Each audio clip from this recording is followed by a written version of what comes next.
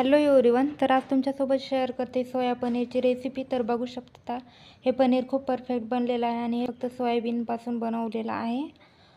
तर त्यासाठी इथे मी डब्यामध्ये साधारणतः 2 कप सोयाबीन म्हणजे 200 ग्राम सोयाबीन रात्रभर भिजत ठेवली होती. त्यानंतर यात पाणी ॲड करून स्वच्छ अशी धुवून घ्यायची. ही प्रोसेस 2दा तरी करा किमान. आणि यावरचे जे छिलके आहेत ते अशा प्रकारे काढून घ्यायचे आहेत. त्यानंतर चाळणीद्वारे हे चाळून घ्यायचे आहे.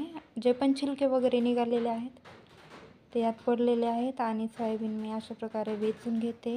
हे सोया पनीर प्रोटीन रिच आहे आणि खूप हेल्दी देखील आहे. तुम्ही याला नक्की बनवून ट्राय करू शकता. तर यानंतर मिक्सर ग्राइंडरमध्ये सोयाबीन टाकून घेतलेलं आहे आणि 1 ते 1.5 ग्लास पाणी टाकून याला छान असं ग्राइंड करून स्मूथ पेस्ट बनवून घ्यायची आहे. आणि ही प्रोसेस किमान 3 वेळा तरी करायची आहे. तर बघू शकता हे खूप घट्ट पेस्ट बनली आहे. त्यात मी परत 1 लिटर साधारणतः पाणी ॲड केलेलं आहे थोडं थोडं करून. एका कपड्यामध्ये अशा प्रकारे याला गाळून घ्यायचं आहे. तर बघू शकता सोयाबीनचं पूर्ण दूध इथं निघालेलं आहे आणि हा जो चौथा शिल्लक आहे यात खूप जास्त प्रमाणात प्रोटीन असते. याला फ्रीजला स्टोअर करून भाजी पोळीच्या पिठातही यूज करू शकता. त्यानंतर इथं दूध अगदी लो फ्लेमवरती गरम करून घ्यायचे आणि सारखं पळीने ढवळत राहायचे. यावरती जो हा फेस येतोय तो अशा प्रकारे काढून घ्यायचा आहे. त्यामुळे सोयाबीनचा फ्लेवर येणार नाही. तो छान गरम झालेला आहे. त्यात मी लिंबाचा रस टाकलेला आहे.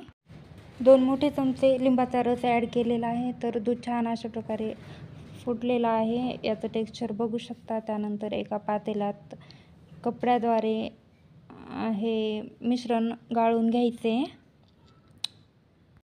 हे सोया पनीर प्रोटीन रिच आहे आणि ज्यांना दूध आवडत नाही त्यांना ही एक छान ऑप्शन आहे सोया पनीरची.